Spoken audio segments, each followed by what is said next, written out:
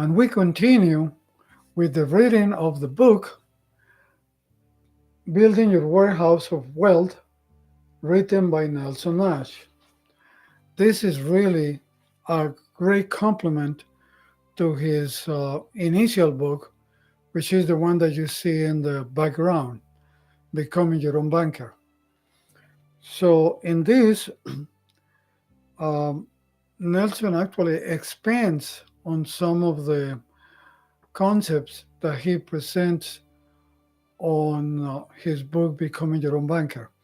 So I'm going to have to read this chapter, I believe, in three parts so I don't make it too long. So, chapter 9, my thoughts on universal life, variable life, and equity index universal life. And on chapter 8, we read about how we can use our policies to insure our vehicles for comprehensive and collision insurance. So let's go with chapter 9. Universal Life was invented in the early 1980s by E.F. Hutton, a stockbroker firm that, in my opinion, knew nothing about life insurance. Remember the television commercial? When E.F. Hutton speaks, everybody listens. Have you heard him say anything lately? They don't exist anymore. Universal Life was nothing more than 1 year term insurance with a siphon of an interest bearing account. It was an attempt to unbundle the savings elements and the life insurance element of a whole life insurance, something that can be done if one understands the concept of whole life insurance. This happened during a time of high interest rates and it looked good in the early years of the policy.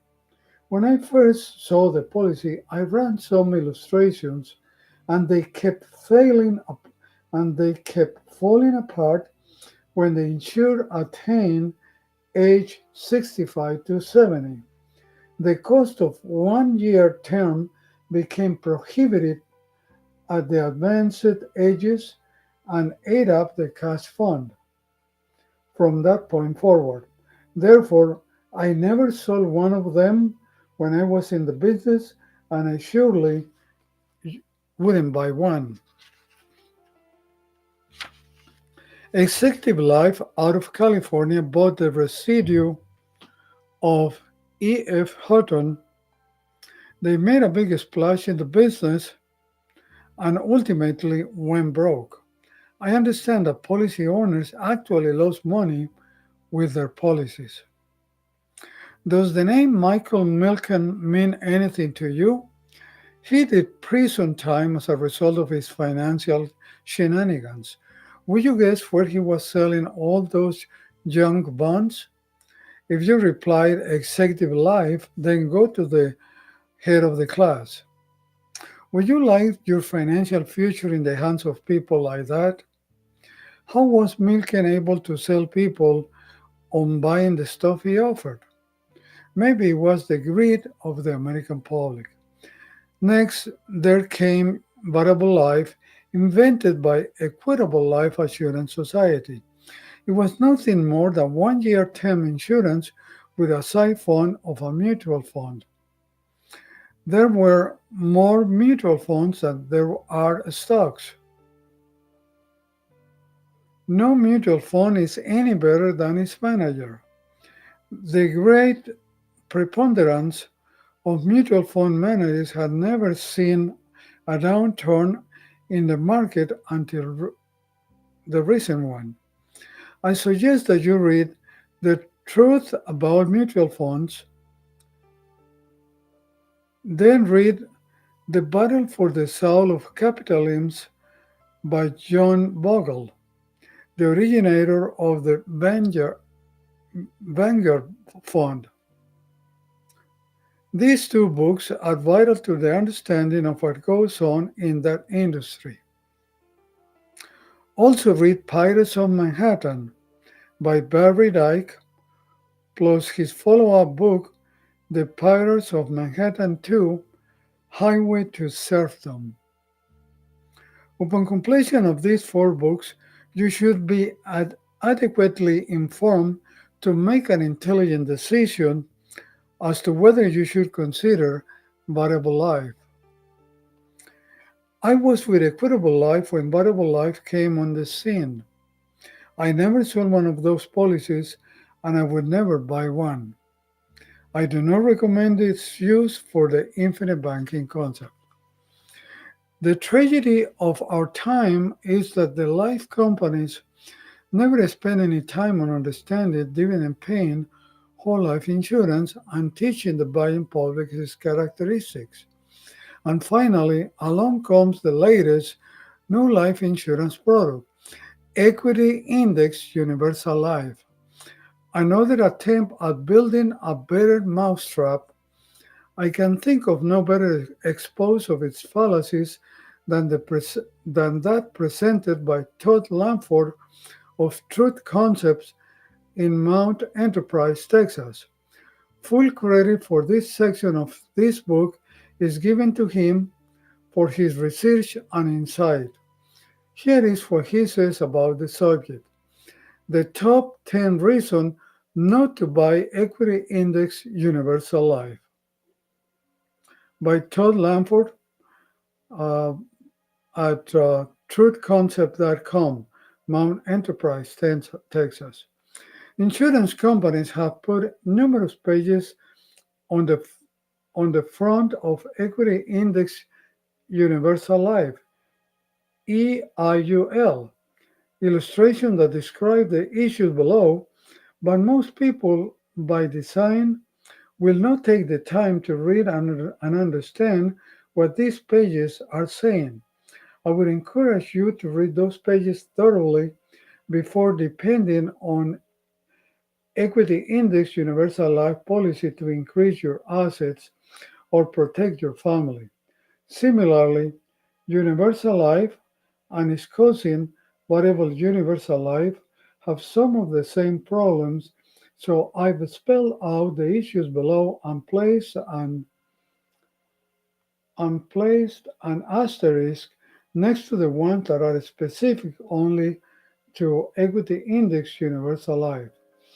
As stated earlier, all Universal Life policies are a siphon, money market for regular Universal Life, mutual fund like separate accounts for variable Universal Life, and index fund like accounts for index,